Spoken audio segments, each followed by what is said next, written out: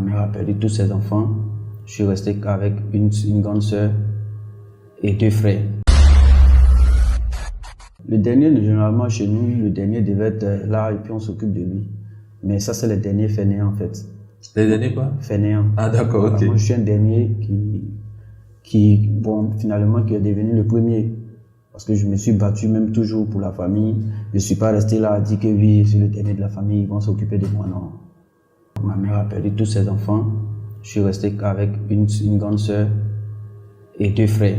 Mais l'autre frère, c'est que c'est pas l'enfant de ma maman, mais c'est mon frère, quoi. C'est un de mes frères, voilà. Comme on est en Afrique. Mais les enfants de ma maman, nous étions 14. D'accord. Alors aujourd'hui, on connaît le Jules Bécaud sur les réseaux sociaux, quelqu'un d'assez ouvert, quelqu'un d'assez accessible, quelqu'un aussi qui bouge beaucoup. Et moi, je me demande toujours, quand c'est comme ça, quand j'ai affaire à un personnage, une personnalité comme ça, je me demande toujours à quoi ressemblait l'enfance de Jules Bécaud. Jules Bécaud, enfant, ça ressemble à quoi? Comme je l'ai dit, tu sais, quand tu grandis dans une famille nombreuse, tu ne peux qu'être courtois envers tout le monde, en fait. Généralement, les gens qui sont enfermés, c'est les gens qui sont enfants uniques, n'ont pas vu beaucoup de personnes. Et moi, je ne suis pas habitué à être seul. Il me faut toujours des gens autour de moi. Être avec des gens, c'est comme une famille, quoi.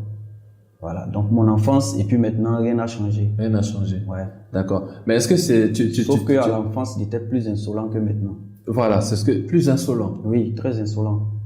D'accord. Quand tu dis insolent, c'est-à-dire tu respectais personne, Je respectais ceux qui me respectaient. Déjà enfant. C'est-à-dire que quand tu fais erreur nette, là, tu vas voir ma position, quoi. D'accord. Tu parlais mal, c'est ça? Ou bien c'était la En quelque bagarre? sorte, parce qu'on me frappait beaucoup pour ça. Je parlais pas mal, j'étais direct. D'accord. Tu peux voir un grand frère qui peut-être, il est vilain, là. Tout le monde a peur de dire qu'il est vilain. Moi, il dit qu'il est vilain. D'accord. Tu Et vois. ça, c'est au primaire, au collège? Depuis même là-bas même. D'accord. Depuis petit. Et ça n'a pas... Est-ce que Parce tu qu'il penses... il y a un vieux père du nom de Saïri en 4e, 98, quand j'étais en 4e, il m'a interdit la classe. Parce qu'il y a eu, c'est moi ceux qui a eu à lui dire, vilain là, tu te prends pour qui donc? Il m'a interdit la classe. Après, c'est réglé, c'est rentré en ordre et puis je suis devenu son bon petit. D'accord. Est-ce que cette attitude, quelque part, a eu un impact sur tes études, d'une manière ou d'une autre? Non, jamais. Ce qui a eu impact sur mes études, c'est le décès de mon grand frère. C'est qui? Ce qui a eu l'impact sur mes études, c'est le décès de mes parents. Mes grands frères, mes grandes sœurs, parce que c'est eux qui s'occupaient de moi. Mon père est décédé en 93. Et donc, c'est mon grand frère qui a pris le relais. Attends, en 93, je passais déjà au CE2. Du coup, celui qui a pris le relais, il est décédé. Donc, j'ai fait comment? C'est ce qui a fait que ça a un peu joué sur mon année scolaire. Aujourd'hui, tu es un homme public, tu es une personnalité publique. Comment débutent tes activités dans le show business? Par quoi tu commences? Comment tu arrives au show business? Comme je disais, par rapport à mon année scolaire, c'était un peu chaud. Voilà, À quel niveau? Quelle classe? Au niveau, quand on dit c'est chaud, là, c'est finance. Sinon, ah, d'accord, c'était chaud financièrement. Voilà. Ok, Pour mais ceux à qui me quelle connaissent, classe? qui me suivent depuis, moi, depuis CP1 jusqu'au CM2, j'étais premier de ma classe. Ah, Et quand j'étais au collège, on nous ramenait au primaire là-bas pour nous montrer aux jeunes qui sont au CM2 là-bas. Vous voyez le petit là, voilà. Et on nous prenait pour exemple. Donc tout a commencé à être difficile pour moi quand je suis arrivé en 4e. Déjà, en classe de 4e, c'est là où on devient bandit. Moi, j'étais vraiment pas cadré. Hein. En 4e, j'étais pas cadré. pourquoi on devait bondir en 4e? Je sais pas, parce que tu te crois déjà grand au collège et autres. Ok. J'ai remarqué ça. Et puis bon, moi, ça a joué sur ma carrière. Enfin, sur ma vie scolaire. Donc, après ça même, on m'a renvoyé en 4e. Hein. Je n'ai pas dit à mon grand frère. Parce que moi, il vivait. Je lui ai pas dit qu'on m'a renvoyé. Donc, j'ai fait une année comme ça, sans aller à l'école. Je me lève matin. À ce moment, il y a un vidéoclub. Je me mets au vidéoclub. Je passe le temps là-bas puis je reviens le soir. Comme si je suis quitté à l'école. Et dans le temps, ton bulletin partait là où ton frère ou ton papa travaille. Les bulletins d'école, là, on ne donnait pas aux élèves. Donc c'est là, lui, il reçoit ça là-bas. Peut-être plus tard, il regarde, il voit que je suis exclu. Il me dit, mais pourquoi on t'a braqué et puis tu ne m'as pas dit? Je dis non, que j'avais peur. Puis bon, c'est quand il a gâché une année comme ça.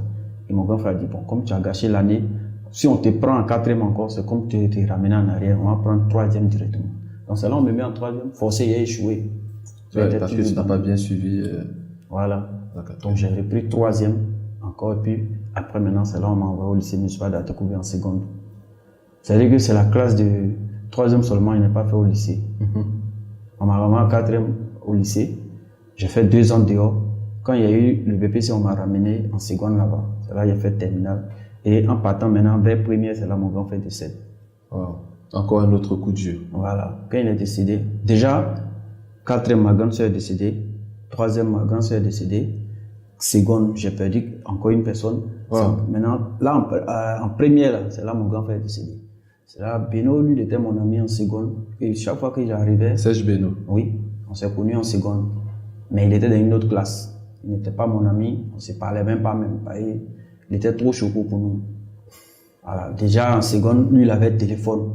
Il y avait une autre fille dans notre classe aussi qui avait le téléphone. Moi, mon ami, Vanier Stéphane, il parle rarement de lui parce que lui, il gère son champ de cacao. Maintenant, on va voir. Mais on s'appelle, on se voit souvent quand il est à Abidjan. Et lui et moi, on était prêts à en découdre avec Beno parce qu'il venait dans notre classe pour chercher une autre fille. Donc c'est comme ça, quand on arrive en première, moi on me met dans la même classe avec Beno, et puis mon ami on le met, parce que quand vous arrivez là on vous divise, pour ne pas que les mêmes personnes là se suivent. Effectivement. Et puis je reste en première maintenant avec Beno. Quand on fait première A, il n'y a pas beaucoup de garçons là-bas, que des filles. On t'a oublié. Non, là maintenant tu as l'embarras du choix. Non, je suis là maintenant, et puis bon, après, Beno m'invite souvent à la récréation, viens on se voit, tout quand on sort. Moi, il me fait d'abord quoi. Parce que moi, après, j'ai parti à l'école comme ça, sans rien, sans transport, sans déjeuner, rien. Je vais à l'école comme ça.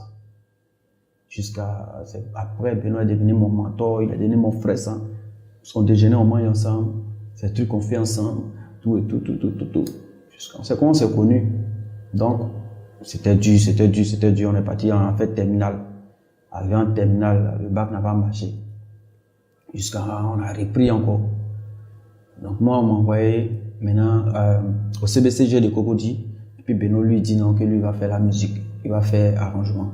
Donc quand il quitte à l'université, il vient le trouver. Il dit c'est comment là-bas? Monsieur l'étudiant, il dit ah c'est chaud hein. Moi-même, il vais au lycée, il vais là-bas, il ne sait même pas ce qu'il m'a fait. On dit mais si ça ne va pas, vous venez, on va en faire le mouvement et puis un peu on s'en sortir. En ce moment, il faisait arrangement 25 000. Les 25 000 ensemble, moi j'ai un peu avec. J'ai pris mes bagages, même j'ai habité chez lui. J'étais devenu le 2e enfant de sa maman. Son vieux était à Yamsoko. Et son vieux est venu un soir, la vieille l'a appelé pour lui dire ah, tu as un 2e fils. Hein. Que c'est un petit gourou, c'est l'ami de Guy. Il dit ah, mais c'est bien. Là au moins Guy ne va pas rester seul parce que lui il est seul aussi à la maison. Unique. Il est enfant unique. Ah, d'accord. Il est seul. Il y a ses cousines qui étaient à la maison. Il y a sa demi-sœur aussi qui est là, mais lui, il est toujours dans la chambre, sur son ordinateur. Il est seul, en fait. C'est pourquoi le gars, il est beaucoup timide. Donc, c'est à quoi il s'est rentré dans sa vie. Et puis, on a commencé le showbiz ensemble.